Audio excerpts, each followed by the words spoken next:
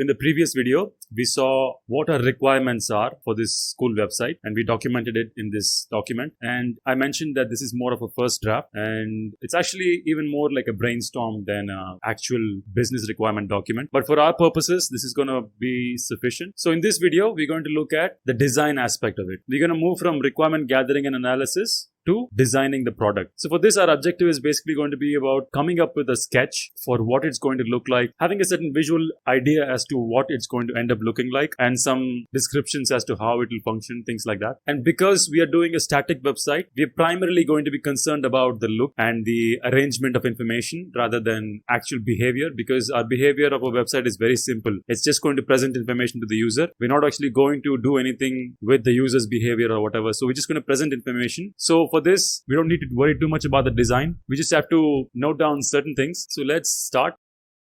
So I'm going to create a section here in the same document, which I'm going to call design.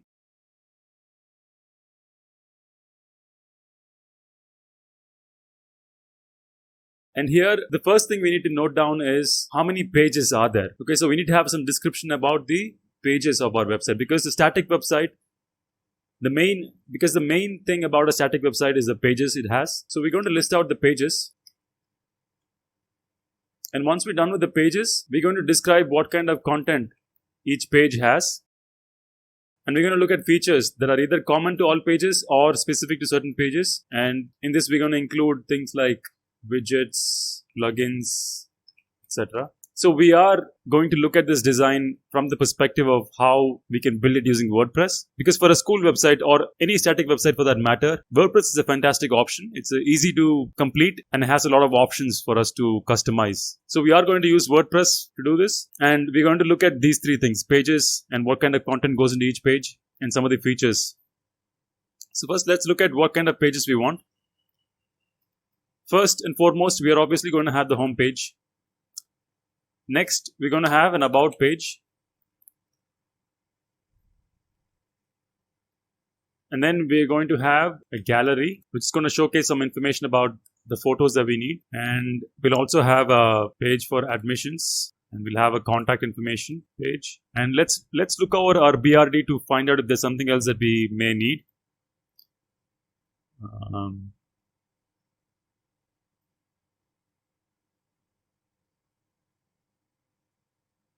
So we could try to have certain sub pages, because we are looking at things like history and core values and things like that. So in the about page, we'll have history section.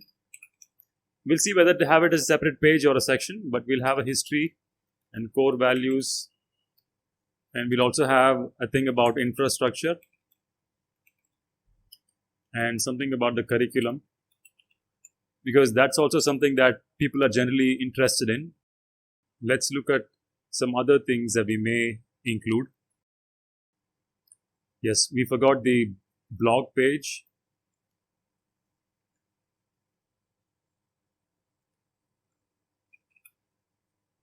And within the blog, we'll have another section called announcements, because those tend to be very specific.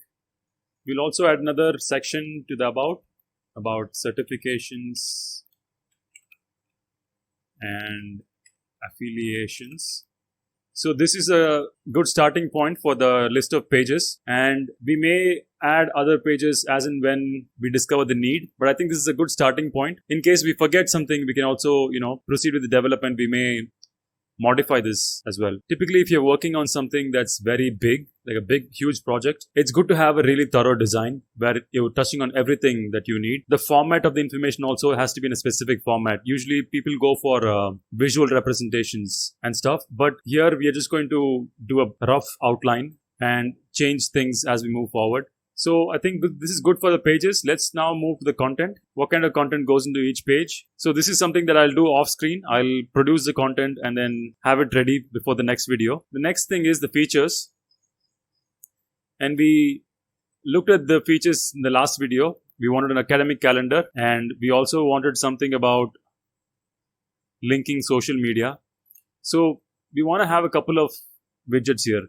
So calendar widget with important dates marked. And then we also want social media feed available on the site. So these are a couple of specific features that I have in mind. We also want a slideshow on the home page to showcase latest images. And in the contact page, I want to have some kind of display of the school on the map.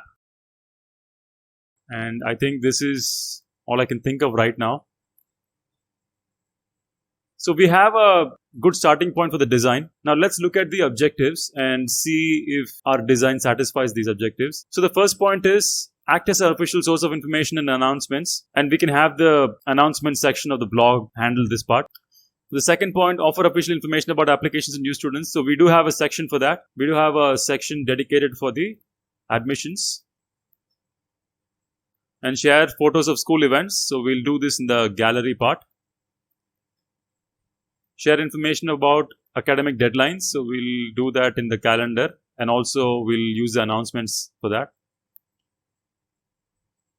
Link social media presence to one consolidated location. So I'm thinking of having feeds for Facebook and Twitter available on the theme, whichever theme we choose. And we can have this stuff in the contact page, and information about school's infrastructure, history, core values. We do have dedicated pages for these. Yeah, I think this covers a lot of the stuff that we discussed in the BRD. So I think this is a good outline for the design of the website. We have a list of pages, and we've broken down some specific sections, and we have a list of handful of widgets that we can think of right now. We may need to add more as we proceed to development, but for now this is a good start. In the next video, we'll see how we can use this information to actually develop the website. Please like and share this video so that others can find it, and subscribe to the channel so that you don't miss out on the future videos. Thanks for watching. See you in the next one.